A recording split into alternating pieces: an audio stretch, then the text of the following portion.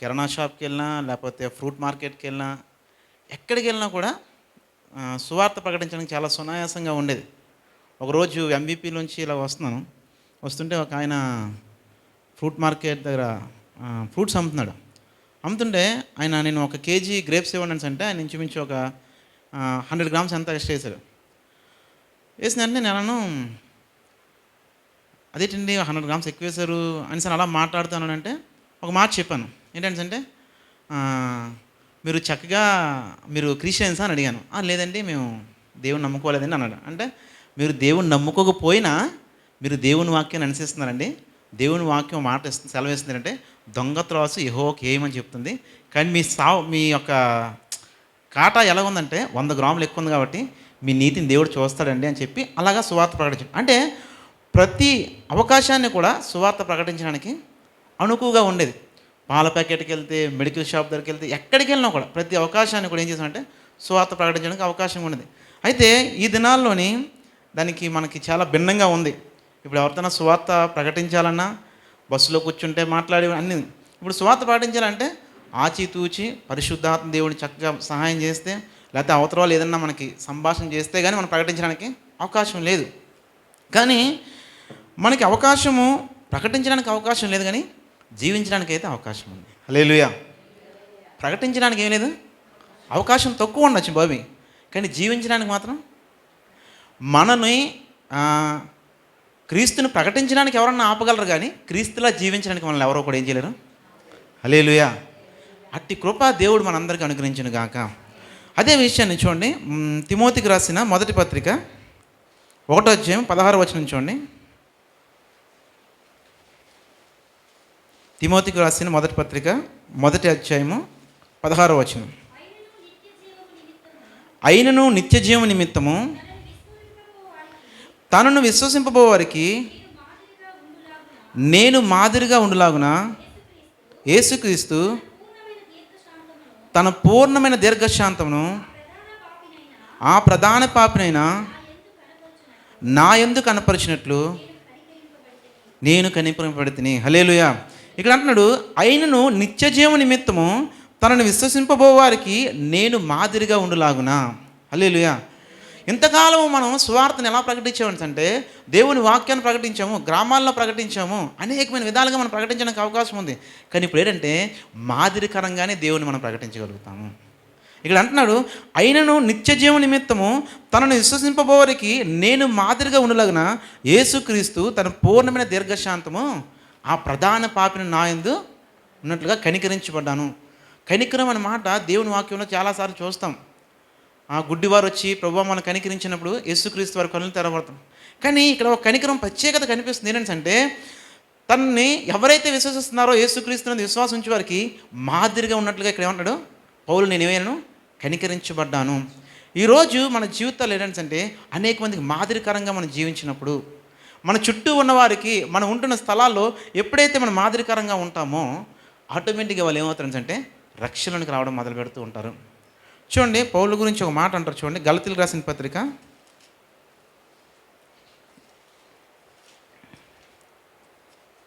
గలతీయులకు రాసిన పత్రిక 1వ అధ్యాయము 23వ వచనం చూడండి.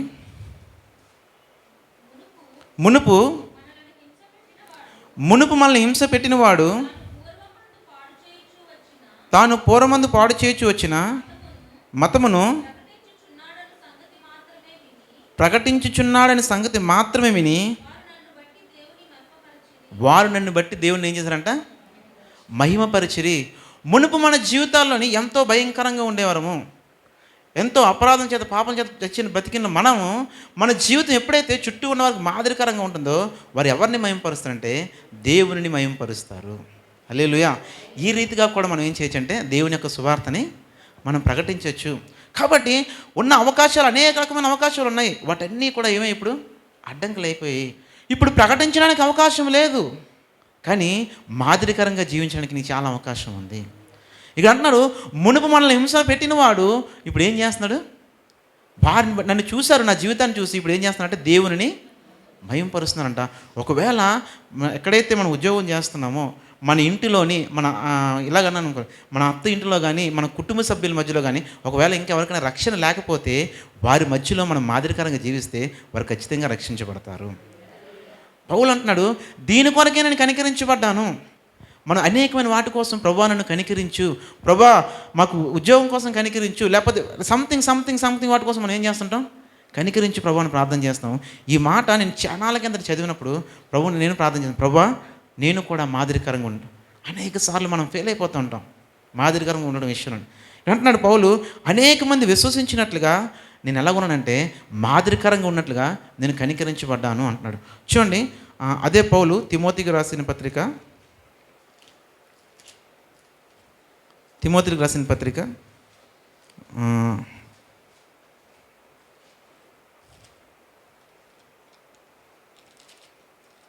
2 తిమోతి పత్రిక 3వ అధ్యాయం 10వ వచనం చూడండి.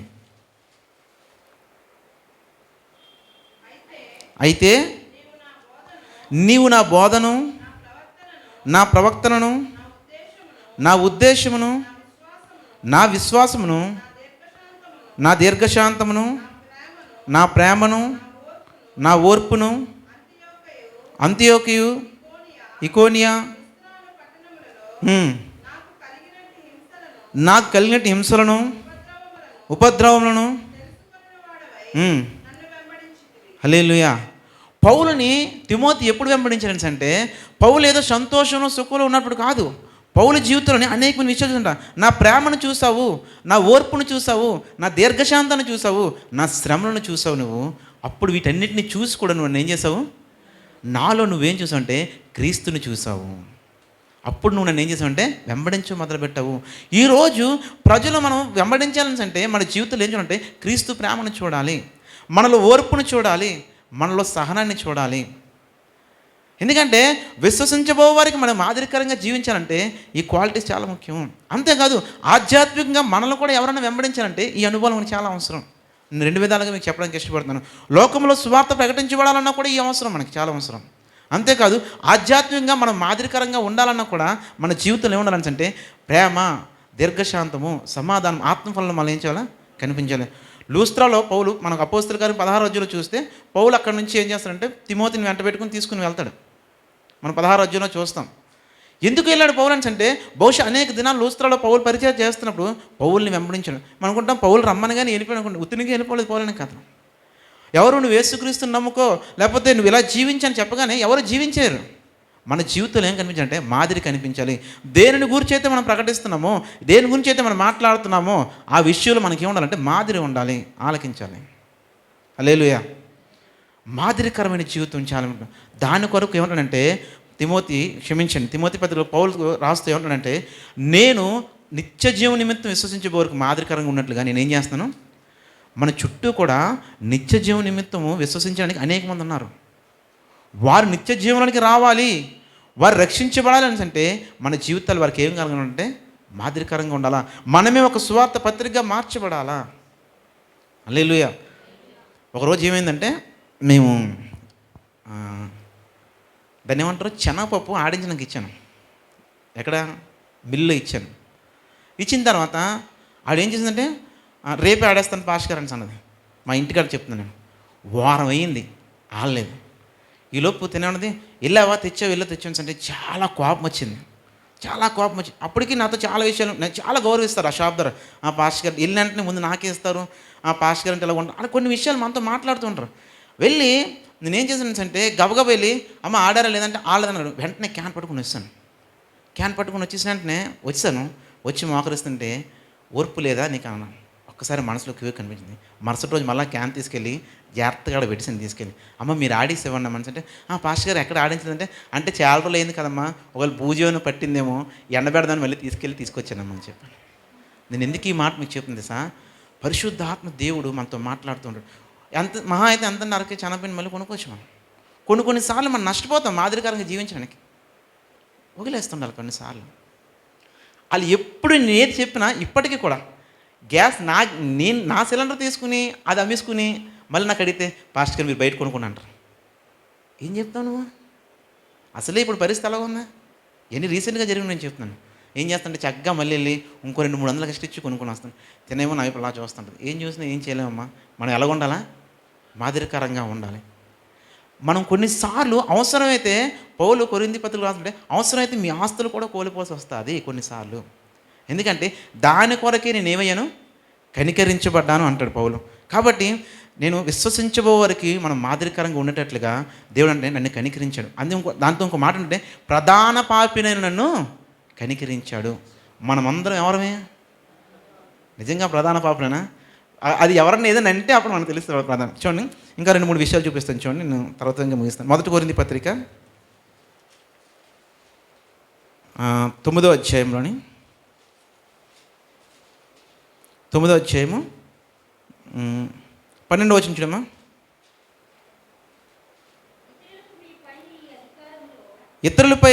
ఇతరులకు మీపై నీ అధికారంలో పాలు కలిగినలా అయితే మేము ఈ అధికారం వినియోగపరచుకోలేదు. క్రీస్తు సువార్తకు ఏ అభ్యంతరమైనను కలుగజేయకుండాటకై. హల్లెలూయా. దేని కొరకంటే సహిస్తున్నాడు? సువార్తకు ఆటంకం లేకుండా మనం కొన్నిసార్లు అన్నీ సహించాలంట. సహించడం అన్నది దేని కొరకు సహించాలని అంటే సువార్తకు ఆటంకంగా ఉన్న పరిస్థితులు ఏవి రాకుండా మనం కొన్నిసార్లు మనం సహించాలి. ఎందుకంటే సువార్త ఆటంకం కలిగించే పరిస్థితులు కొన్నిసార్లు మన జీవితంలో కలుగుతాయి. ఎలాగంటే మన చుట్టుపక్కల ఉన్న వారితో మనకు సమాధానం ఉండదు కొన్నిసార్లు. అదేంటిది మనకి? సువార్త కానీ. ఇంకో మాట చెప్పనా, ఒకవేళ వారు కానీ నిత్య జీవానికి వారసులు ఇవ్వాల్సిన వారు ఉంటుంటే, ఒకవేళ నువ్వు ఆటంకంగా ఉంటే దానికి రెస్పాన్సిబిలిటీ ఎవరు? ఇప్పుడు ఆ చెనాపప్పు క్యాన్ కానీ నేను ఇసిరీసాను అనుకోండి, ఇప్పుడు వాళ్ళు నెక్స్ట్ పరలోకం వెళ్ళడానికి ఇదే కారణమైంది అనుకోండి, అప్పుడు రేపు ప్రభు దగ్గరికి వెళ్ళిన తర్వాత నా పరిస్థితి ఏంటి? నువ్వు ఆ రోజు కోపపడ్డా కాబట్టి వీడు రక్షించబడలేదు. ఏంటండి క్రైస్తవులు అంటే ఇలాగ అనేసారు అనుకో మాట, ఇప్పుడు ఎలా ఉంటుంది మన పరిస్థితి? ఇక్కడ అంటున్నాడు సువార్తకు ఆటంకం కలిగించినట్లుగా ప్రతిదాన్ని నేను ఏం చేస్తున్నాను అన్నాడు? సహిస్తున్నాను, ఓర్చుకుంటున్నాను. కాబట్టి మనం కొన్ని విషయాలు ఏం చేయాలంటే సహించాలి. దేని కొరకంటే నిత్య జీవనిత్వం విశ్వసించబోరికి మాదిరికరంగా ఉన్నట్లుగా మన జీవితంలో ఏం ఉండాలంటే ఓర్పు, సహనము, సహించగా ఉండాలి. ఇంకో మాట చూడండి, అదే 9వ అధ్యాయంలోని 19వ వచనం చూడండి. నేను అందరి విషయము స్వతంత్రుడైనను ఎక్కువ మందిని సంపాదించుకున్నట్టుకే. హల్లెలూయా. ఎక్కువ మందిని సంపాదించుకున్నట్టుకు నన్ను నేను ఏం చేశానంట? దాసునిగా చేసుకున్నానంట. దాసుడు అంటే చాలాసార్లు సేవకులు చెప్పారు. దాసులు అంటే ఏంటి? అమ్మబడ్డారు. పాతకాలంలో దాసులు ఏం చేసేవారు? కొనుక్కునేవారు. దాసులు అంటే ఎలా కొంటారు? ఇంకా వాళ్ళ జీవితం ఏంటి? ఇంకా వాళ్ళకి మాట్లాడడానికి లేదు, వాళ్ళు తిరిగి చెప్పడానికి లేదు. కేవలం ఎలా ఉండాలంటే నవ్వుతూనే ఉండడమే అంట. ఇక్కడ అంటున్నాడు అనేక మందిని నేను సంపాదించుకుంటకు నేను ఎలాగైపోయానంటే దాసుడిగా అయిపోయాను. నేను మరలా చెప్తున్నాను, ఈ అనేకమైన విషయాల్లో మనం తప్పిపోతూ ఉంటాము. మన ఎదుట విశ్వసించబోవారు, నిత్య జీవనానికి విశ్వసించబోవారు అనేక మంది మన దగ్గర ఉన్నారు. నీకు నాకు తెలీదు, కానీ ప్రభు ఏర్పాట్లో వాళ్ళు ఉంటారు. ఒకవేళ ఈ అనుభవాల్లో కానీ మనం అడగకపోతే రేపటి దినాన వారు విశ్వసించకపోవడానికి మనము కారణమైతే ప్రభు ఎదుట మనం ఏం చేయాల్సి వస్తుంది? లెక్క చెప్పాల్సి వస్తుంది. ప్రభు అంటున్నాడు, ఇక్కడ అంటున్నాడు పౌలు అంటున్నాడు, నిత్య జీవం నిమిత్తం విశ్వసించబోరు నేను మాదిరికరంగా ఉంటుగా దీర్ఘశాంతము నాలో ఉంటుగా నేను కనికరింపబడి తిని. ఇక్కడ అంటున్నాడు నేను దాసులుగా చేసుకున్నాను. దాసుడు అంటే ఇంకేం చేస్తాడు? ఏం చెప్పినా కూడా చేస్తూ ఉంటాడు. మీకు విషయం తెలుసా? అపోల్లోని పౌలు ఏం చేశాడు? నడిపించాడు. అకుల్ల పిస్కిలో నడిపించాడు. కానీ ఒక దిక్కున అపోల్లోని వెళ్ళమంటే నేను వెళ్ళని నాకు మనసు లేదని అంటే ఏమంటాడంటే సరే అయితే నీకు మనసు ఉన్నప్పుడే నువ్వు వెళ్దువులే అంటాడు. అంటే పౌలుకి అధికారం ఉన్నా, నాయకత్వం ఉన్నా, కానీ కొన్ని విషయాలు ఏం చేశాడు? సహించాడు. ఇవన్నీ మీరు 2 విధాలుగా తీసుకోవాలి. ఒకటి సంఘముతో తీసుకోవాలా, బయట కూడా తీసుకోవాలి. కొన్నిసార్లు మనం 10 మార్లు మన పక్కన ఉన్న వారు మనల్ని ఇబ్బంది పెడుతూ ఉంటారు. దాన్ని మనం ఏం చేస్తుండాలా? సహించుతూ ఉండాలా. సహించడం అనేది చాలా కష్టము. అంటున్నాడు దాసుడిగా ఉన్నాను నేను. ఎందుకంటే ఎక్కువ మంది నేను సంపాదించాలా, రేపు ప్రభు ఎదుట నిలబడినప్పుడు ఆయన నాకు ఇచ్చే మహిమ కిరీటము నేను చూసినప్పుడు, ప్రభు వీళ్ళందరినీ నీ కొరకు తీసుకొచ్చాను ప్రభా, వీళ్ళందరి ఎదుట నేను నీ కొరకు ప్రభా దాసునిగా ఉన్నాను ప్రభా, వీళ్ళందరి ఎదుట నేను సహించాను ప్రభా.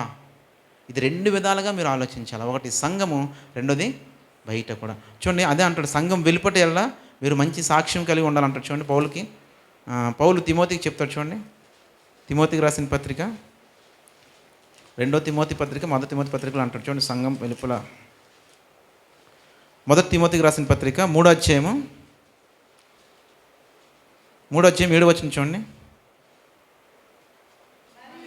మరియు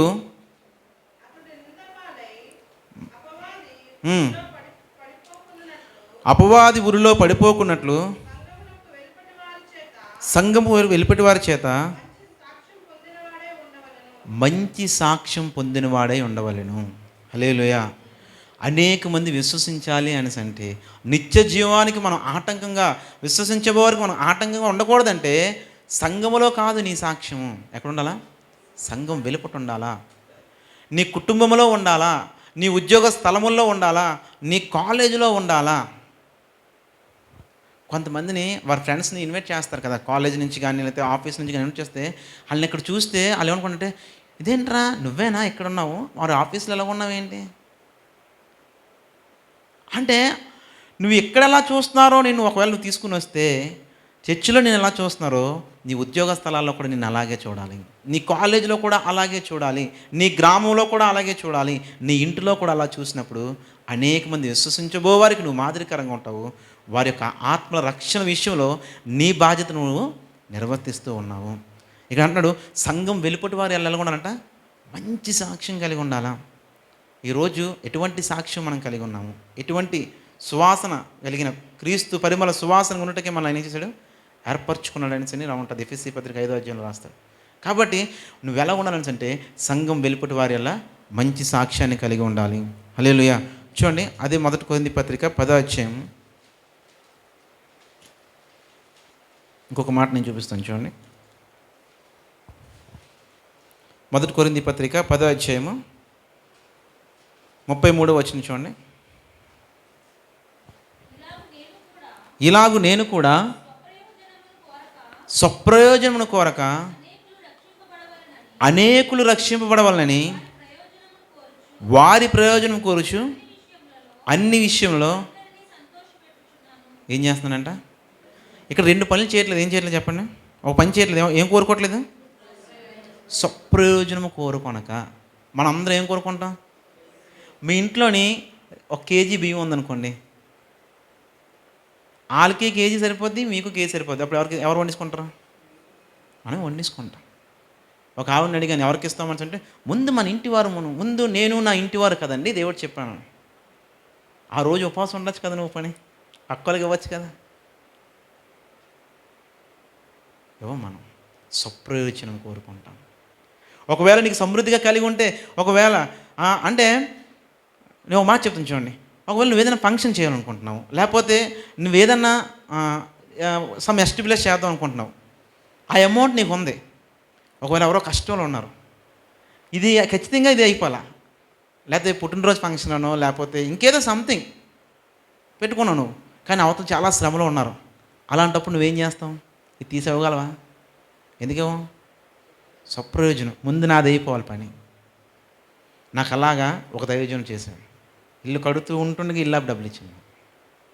హల్లెలూయా.